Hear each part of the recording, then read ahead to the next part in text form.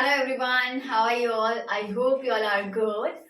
देखिए, अब हमने अपना पिछले वीडियो में क्या किया था, we had done some journal entries. ठीक है, 3 मैंने आपको पढ़ा दी थी। So today will continue the next entries जो भी हमारी रह गई थी उस क्वेश्चन में, क्योंकि मैंने एक क्वेश्चन स्टार्ट कराया था, उसकी 3 एंट्रीज करा दी थी। आगे की हम लोग आज स्टार्ट करेंगे। ठीक है, I have not written the question because मैं साथ साथ लिखूंगी और साथ साथ आपको एक्सप्लेन करूंगी। Okay, so see, 3 entries we had done. Okay, so today we'll continue the next one. Next one is 5th. This is the date and this is year and this is month. Okay, 5th one is purchased furniture. Purchased furniture for cash. Amount is 6,000. Amount is 6,000. Okay, the next one is 10. Paid cash to Subhash. Paid cash to Subhash. ठीक है, and rupees, this is rupees. Okay, rupees 8,000. The next one is 16. These all are the dates. Okay, purchased goods from Ravi. Purchased goods from Ravi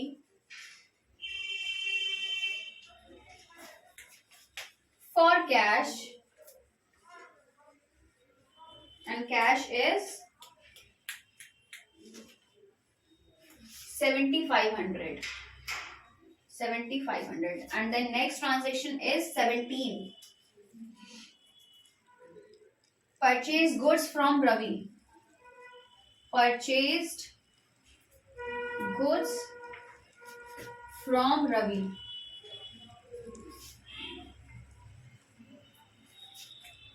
And the next transaction is 20th. Bought machinery or purchase machinery, anything you can write. Okay, bought or purchase machinery for cash.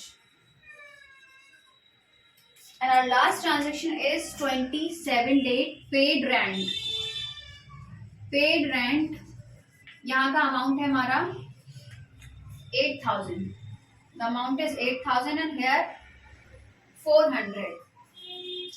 अब देखिए, I have written all the transactions जो कि हमारी रह गई थी. ठीक है, अब इसके बाद क्या करेंगे, मैं यहाँ फॉर्मेट फिर से नहीं बना रही हूँ क्योंकि I already told you the format. ठीक है, सिर्फ मैं एंट्री करके दिखाऊंगी. उससे पहले एक चीज देखिए, स्टार्ट करने से पहले मैं आपको कुछ बताना चाहती हूँ. ठीक है, देखिए, मैंने आपको एक चीज बताई थी, जब भी हम कोई बिजनेस मतलब कोई भी ट्रांजैक्शन करते हैं, बिजनेस में जब हम डीलिंग्स करते हैं तो वो 2 तरह की होती हैं. अब कोई भी बिजनेस इतना अच्छा नहीं होता है कि वो सारी ट्रांजैक्शंस कैश में करे. ठीक है, चाहे भले ही आप मुकेश अंबानी का या किसी का भी बिजनेस देख लो, रतन टाटा का, उनका भी कुछ ना कुछ क्रेडिट पे चल रहा होगा, क्योंकि जिस लेवल पे बिजनेस होता है उसी लेवल पे उनका क्रेडिट होता है. क्रेडिट मीन्स उधार. ठीक है, बहुत सारी चीजें ऐसी होती हैं जो क्रेडिट पर चलती हैं, बट ठीक है, तो उसके लिए क्या क्रेडिट पर चलती है. ठीक है, तो उसके लिए क्या ट्रांजैक्शन होंगी, कैसे होंगी, क्या चेंजेस होते हैं, वो मैं आपको बताऊंगी. जैसे कि हमारी 2 तरह की ट्रांजैक्शन होती है, एक कैश में होती है और एक क्रेडिट में होती है. ठीक है, एक ट्रांजैक्शन हमारी कैश में होती है और एक क्रेडिट मीन्स कैश का मतलब क्या हो गया, वो ट्रांजैक्शन जो कि हैंड टू हैंड हमें कैश मिल जाता है उसी टाइम. और क्रेडिट का मतलब क्या हो गया, गुड्स ले लिए या गुड्स हमने परचेज कर लिए बट उसका पैसा हमने बाद में लिया, उधार ले लिया. ठीक है, कोई सामान हम लेते हैं कभी कभी पास वाली शॉप से, जो मैं बहुत बार आपको एग्जांपल दे चुकी हूँ, तो उससे क्या करते हैं, कभी कभी हम उधार ले लेते हैं. तो वही चीज है यहाँ पर कि या तो कैश में होगा या फिर क्रेडिट में होगा. अब कैसे पता चलेगा कि गुड्स हमने कैश पे लिए या फिर हमने क्रेडिट पे लिए? यहाँ देखिए, 3 तरह की ट्रांजेक्शन है. फर्स्ट है परचेज फर्नीचर फॉर कैश. यहाँ पर क्लियरली लिखा हुआ है कि हमने फर्नीचर लिया है, कैसे, कैश में. तो ये तो हमें पता चल गया कि हाँ, इसने कैश पेमेंट कर दिया तुरंत, कोई उधार नहीं, कुछ नहीं. ओके, तो इसकी ट्रांजैक्शन हो जाएगी. फिर परचेज गुड्स फॉर कैश. अब गुड्स परचेज की हैं, रूल्स देखेंगे. गुड्स परचेज फर्नीचर है अब यहाँ पर, ठीक है। फर्नीचर परचेज करने की एंट्री क्या होगी, जब भी गुड्स लिखा होगा उसकी जगह हम परचेज लिखेंगे, लेकिन अगर फर्नीचर लिखा है तो हम क्या लिखेंगे, उसकी जगह फर्नीचर। रूल्स के अकॉर्डिंग देखिए, फर्नीचर परचेज किया है तो फर्नीचर हमारे पास आया है, एंड जो चीज आती है डेबिट व्हाट कम्स इन, जो चीज आती है वो डेबिट होती है, ठीक है। रियल अकाउंट वाला याद आ रहा है आपको, असेट्स है तो हम रियल ही देखेंगे। अच्छा एक चीज और, अगर मान लीजिए डेबिट वाला हमने रियल अकाउंट से आ रहा है तो ऐसा जरूरी नहीं कि क्रेडिट वाला भी रियल अकाउंट से ही आए, वो पर्सनल से भी आ सकता है, वो नॉमिनल से भी आ सकता है, ठीक है। तो यहाँ पर एंट्री क्या बनेगी, मैं I am not making format again, ठीक है, वो आपको पता चल चुका है कैसे बनना है, मैं सिर्फ एंट्री कर रही हूँ, सीधे सीधे डेट डालेंगे यहाँ पर 5, उसके बाद एंट्री हो जाएगी हमारी फर्नीचर अकाउंट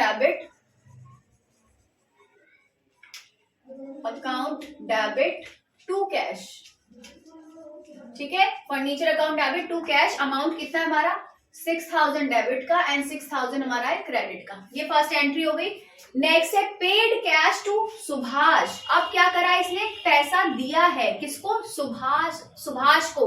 अब यहाँ देखिए परचेज गुड्स फ्रॉम रवि, यहाँ क्या लिखा था, परचेज फर्नीचर फॉर कैश, और यहाँ लिखा है परचेज गुड्स फ्रॉम रवि, ठीक है। अमाउंट मैंने यहाँ नहीं लिखा है, अमाउंट इसका है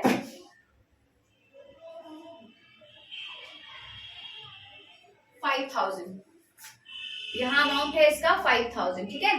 अब परचेज गुड्स फ्रॉम रवि, जब मैंने आपको बताया था जब भी कोई नेम आ जाता है और ये नहीं बोला जाता है कि कैश में लिया है, सिर्फ नेम लिखा है परचेज गुड्स फ्रॉम रवि ₹5000, इसका मतलब उसने जो ट्रांजेक्शन की है वो गुड्स परचेज किए हैं रवि से, कैसे किए हैं, क्रेडिट पर किए हैं, उधार किए हैं, कोई भी उसने पैसा अभी तक नहीं चुकाया है, समझ गए। तो वही चीज यहाँ पर बोली गई है कि purchase goods from Ravi means ये वाली ट्रांजेक्शन हमारी कैसी हुई है, ये क्रेडिट की ट्रांजेक्शन है, और ये वाली ट्रांजेक्शन हमारी कैसी है, ये कैश की ट्रांजेक्शन है, ओके। अब देखिए अब हम एंट्री करेंगे, सुभाष कौन है, पर्सन है, पर्सन किस में आता है, पर्सनल अकाउंट में आता है, तो पर्सनल अकाउंट का रूल क्या था, डेबिट द रिसीवर, इसने पे किया है कैश किसको, सुभाष को, तो सुभाष ने रिसीव किया है ना, तो यहाँ पर क्या आ जाएगा एंट्री, तो यहाँ ये सुभाष क्या होगा, डेबिट, डेट डालेंगे, Subhash account debit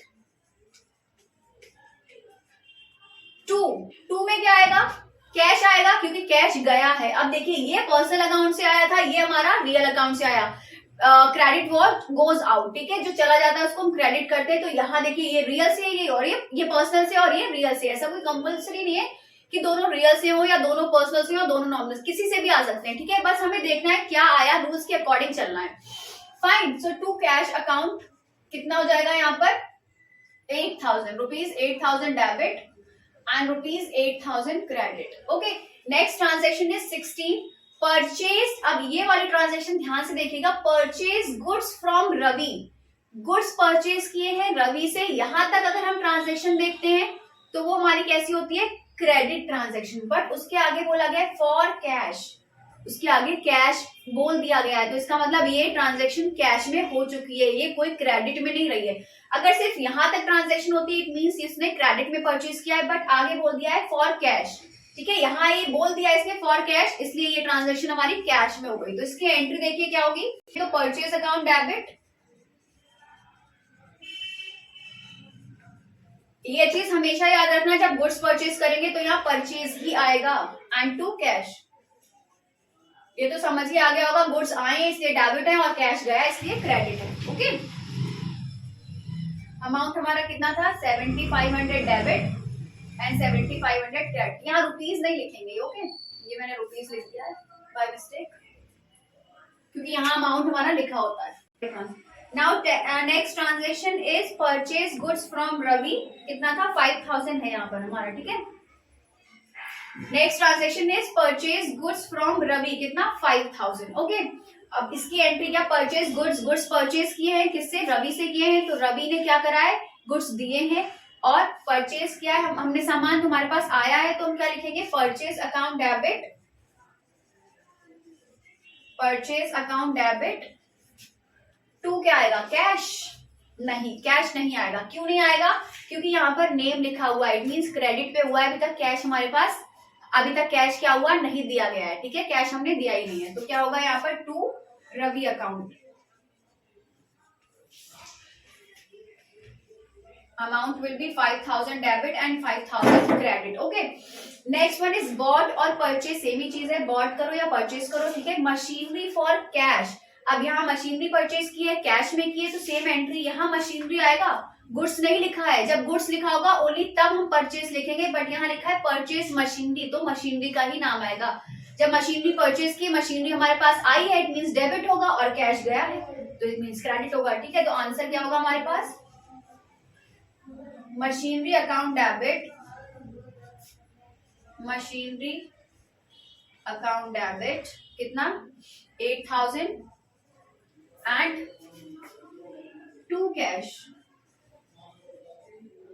account 8,000.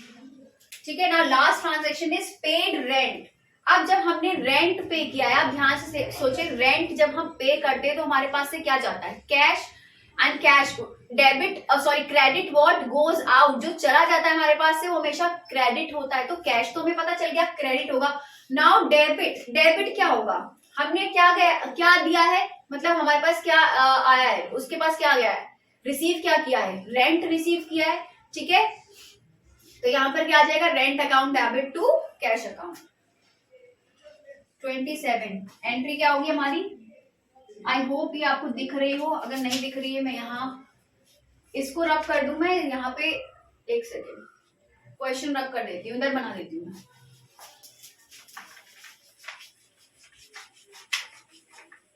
Now next one is 27